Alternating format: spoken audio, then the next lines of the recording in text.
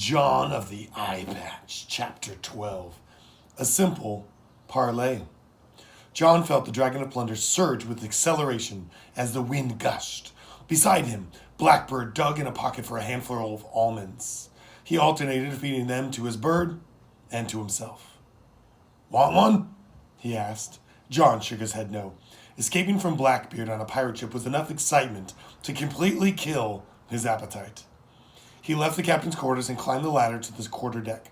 His mom rocked the ship's wheel from side to side, matching the tug of the mild currents to keep a fast, smooth clip across the bay. Mr. Owens stumbled up the ladder. "Thee be making right for us," he pointed back behind the boat. John peered over the railing to see the sails of the Queen Anne's Revenge beginning to unfurl. "Oh no, Blackbeard's going to catch us for sure," John said. "In open water, he might outpace us," his mom said. "But ours is the more nimble ship. Full sail!" The last of the mainsail dropped and swelled from the swift wind. John looked to port and saw the land racing by. Moving at the speed of a fast sprint, he thought. Unlike running, where the breeze was on his face, now all the wind continued to push from behind, blowing faster than we're moving to keep the sails full, he realized. Mr. Owens tugged his gray beard. "Ye be running straight for the sandbars," he said to John's mom. John looked where Mr. Owens pointed to light blue waters where the waves dipped low enough to show crests of sand. "I know." "We'll be run aground for sure." Mr. Owens stepped towards the wheel, as if he meant to grab it from John's mom, but she slapped his hands away, hard enough to make him back away. "I have a trick or two left up my sleeves. There's a spot there. A spot just deep enough for our keel," she said. "You might want to hold on to something." John hugged a piece of railing that lined the forward section of the quarterdeck. The ship hit the sandbar like a sled on the snowbank.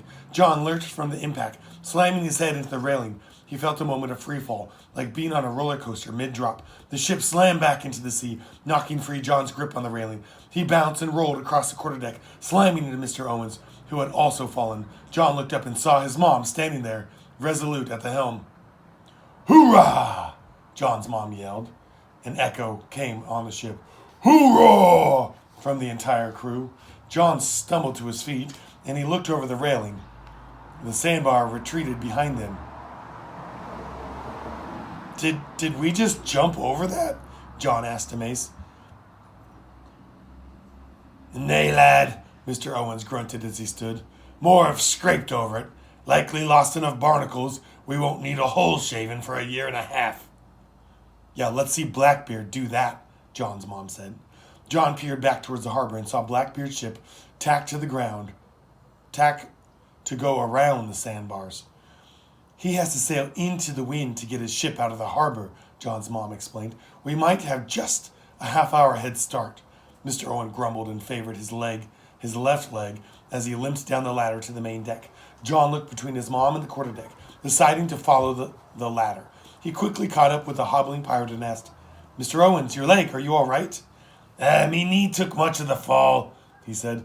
"But it'll be an old knee, and it's not right good anymore anyways." "Do you need me to help you?" "Nay, lad." Mr. Owens limped to the door to the captain's quarters, where he knocked several times and announced, "Quartermaster to see the captain."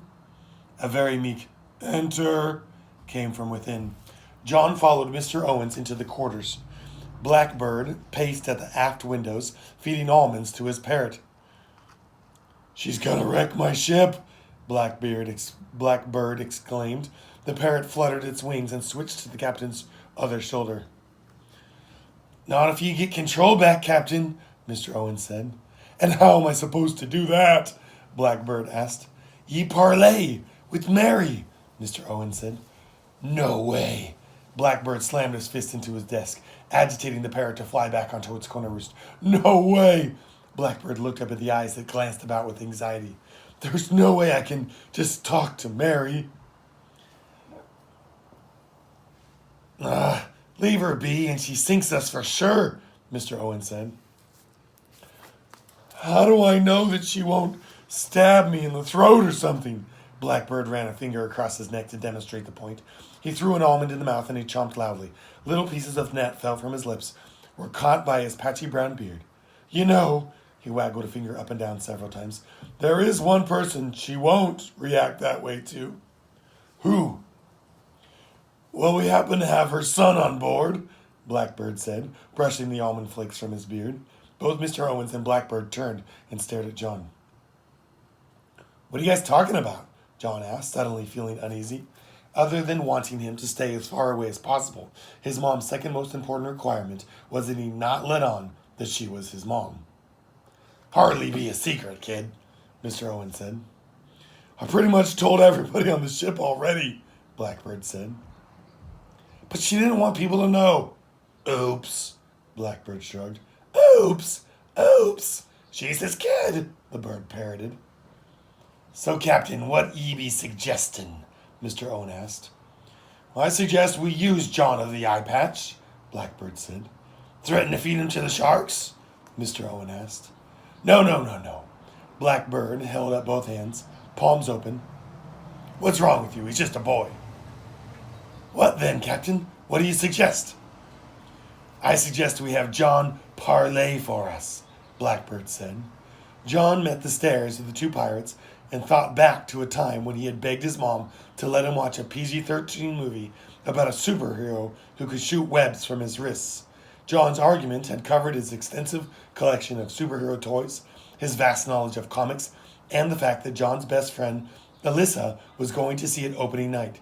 John's mom had answered with, "Not on my watch, John," to every one of John's arguments. Guys, you might want to have somebody else talk to her, John said. I've never had much success arguing. Nonsense, Blackbird roared. You're the perfect mate, lad, for the job.